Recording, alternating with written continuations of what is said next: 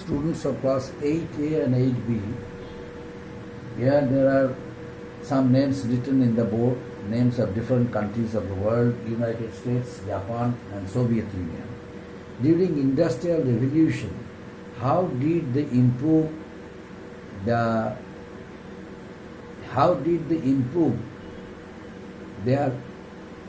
process of industrialization,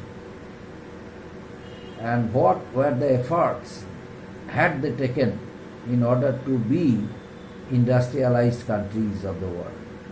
Now I am going to discuss about them. First one, United States. United States earlier was a country fully dependent on agriculture. Only in the northern parts of America, some industries were there. But in the southern part of America, there was no industry. Only plantation was there. People were basically agriculturists. They were basically peasants and farmers. They had huge acres of lands, and there was a system of practicing slavery there. But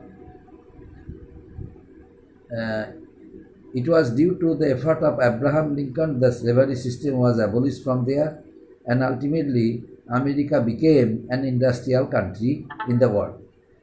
So it took time to be an industrial nation in the world. But how? During the 18th century, when Britain and Belgium became industrialized countries, the US was still an industrializing process, still an agricultural country because of its producing. It was also known as agricultural natural resource producing and processing economy. It was only in the 19th century.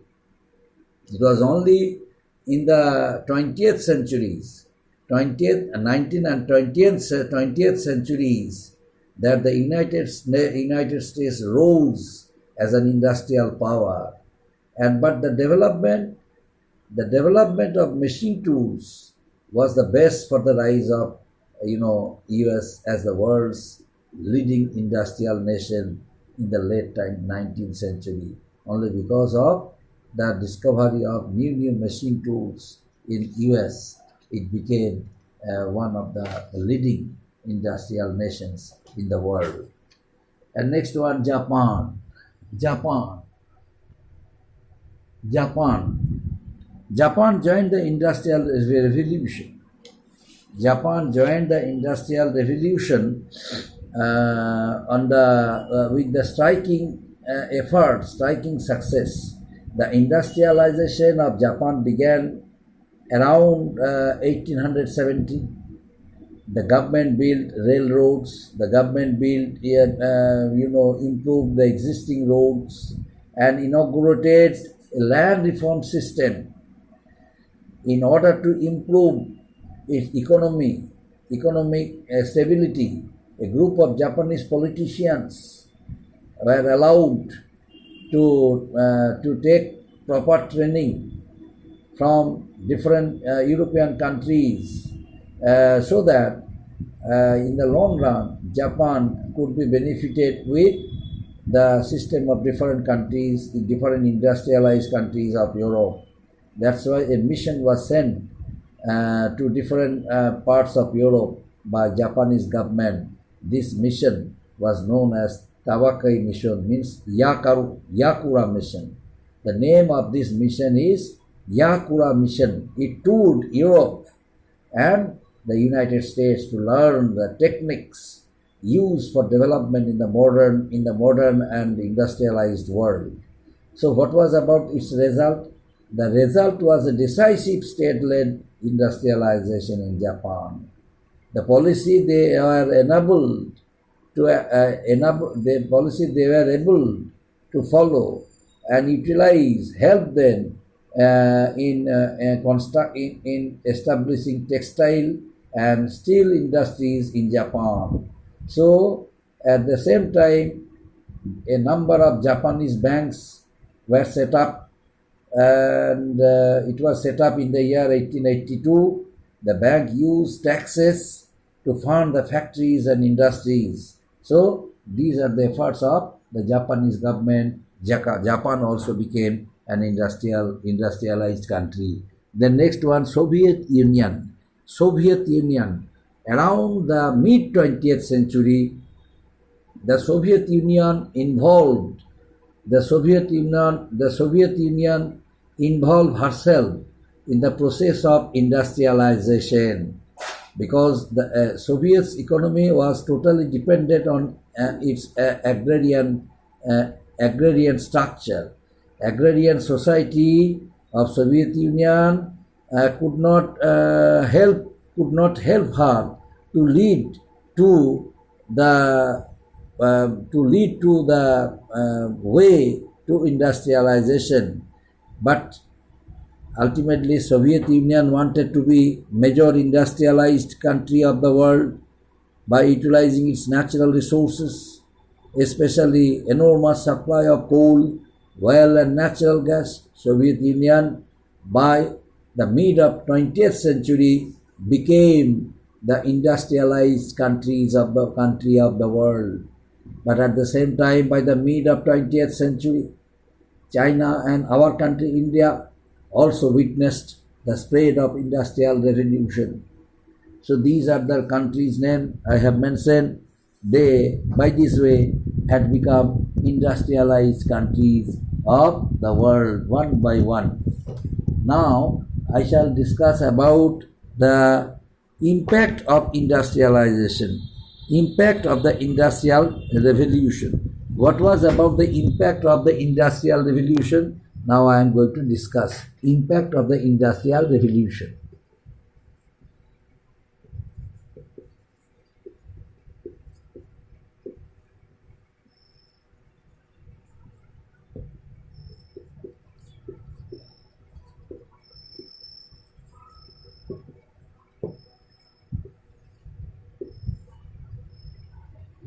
Impact of the industrial revolution.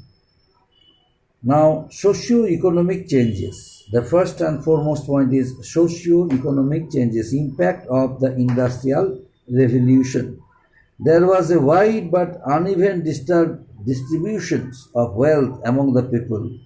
It also caused a shift from people relying on farming in the countryside to working in factories in cities.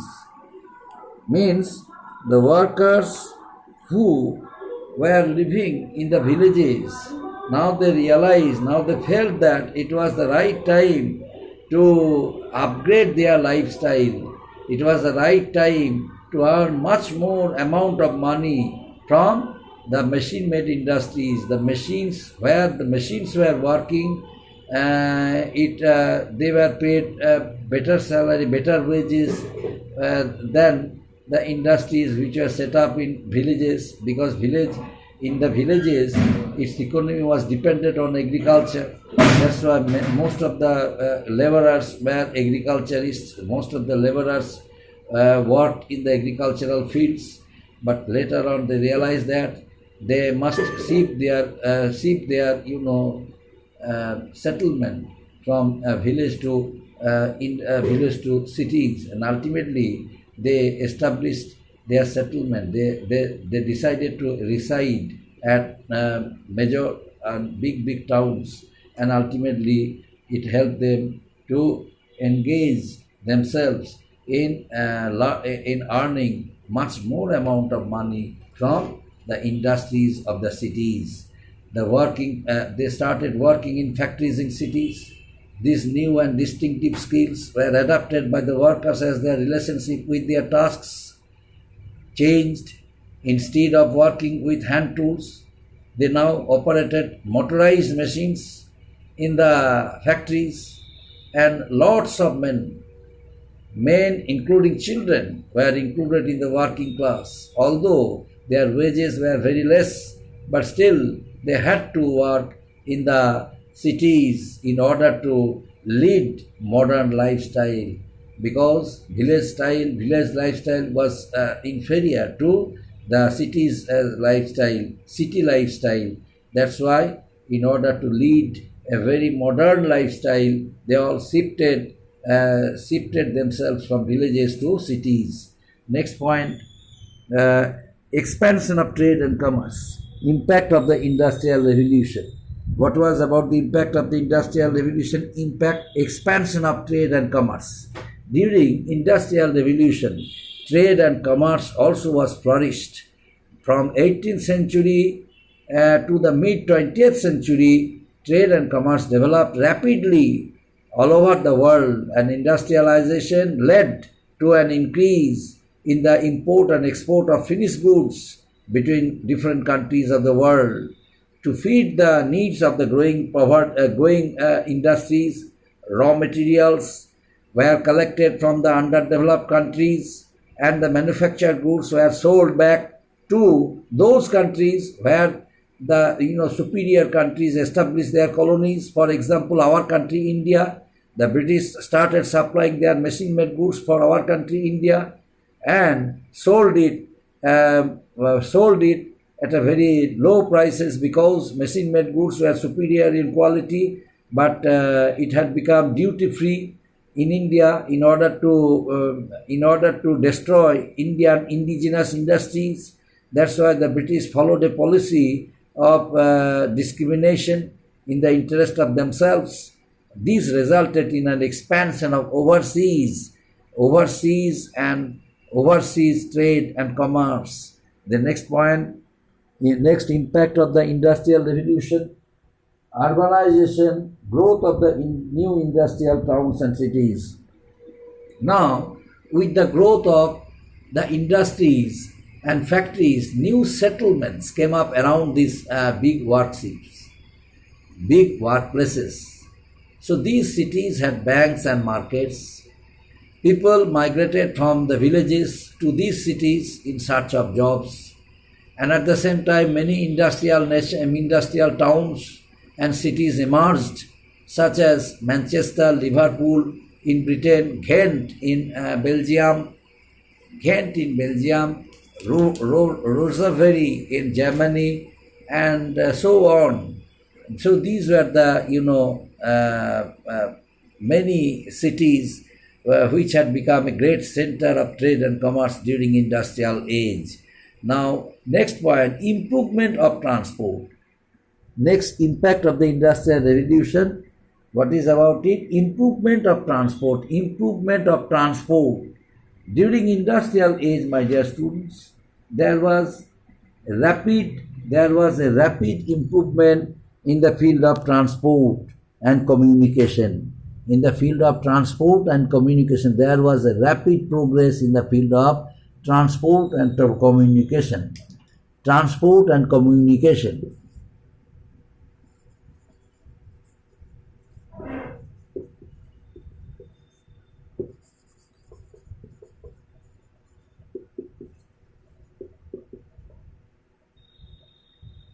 In the field of transport and communication, there was a rapid growth and development in the field of transport and communication.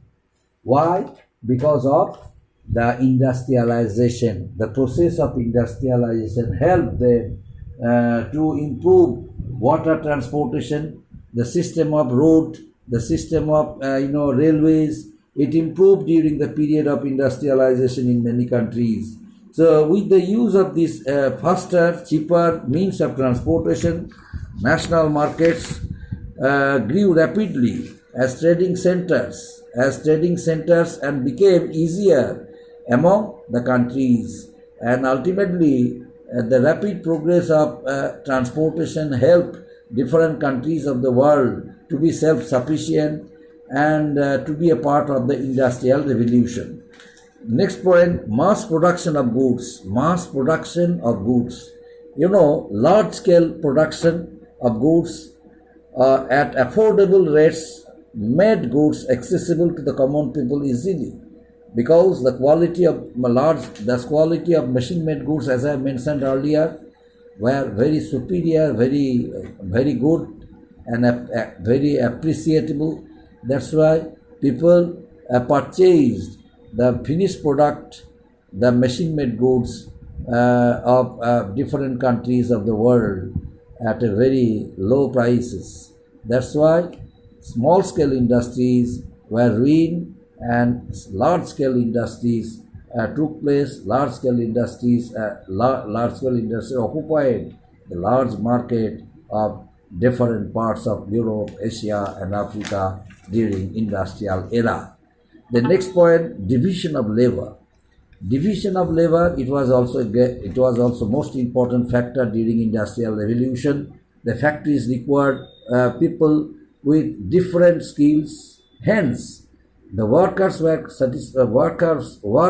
classified based on their level and skill. There are different types of workers having different skills, different qualities. So their skills, their qualities varied from person to person, and hence their wages also varied from person to person. The division of labor made the production of quality goods more efficient, because only efficient laborers could produce good quality goods. The efficient laborers only, or efficient technicians, were able to produce quality goods, but not inefficient inefficient technicians. So that's why this variation took place, and the wages also varied from person to person, technician to technician. And now slums and poor sanitation. The industrial revolution was not without its darker aspects. Why? Because as workers poured into new industrial city centers from the villages, so people from the villages, they migrated themselves from villages to cities in search of not only job, but in order to live peacefully, happily with their family members. But although they got jobs, but they were less paid. Although they were given shelters, but the places where they lived, the places where they stayed, it was very much unhealthy. There was no good system of sanitation. There was no good system of health facilities. So almost all people died prematurely without being treated, without being provided health facilities, because the places, the quarters where they stayed, there was no system of correct ventilation. There was no system of air, passing of air and sunlight.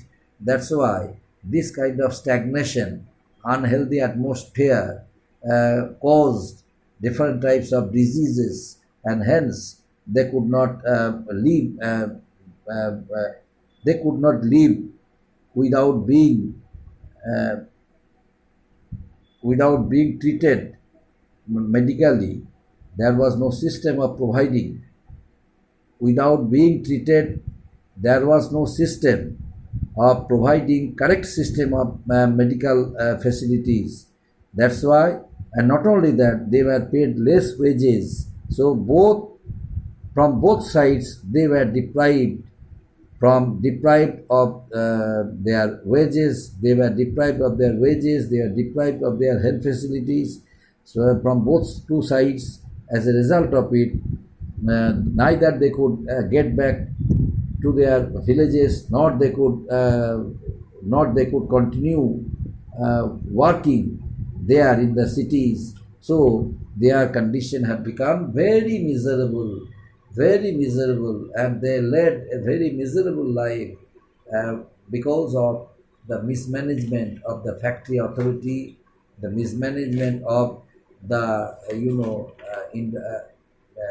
owners of the factories, and hence they were exploited by the money lenders. They were exploited by the factory owners, and ultimately the workers died an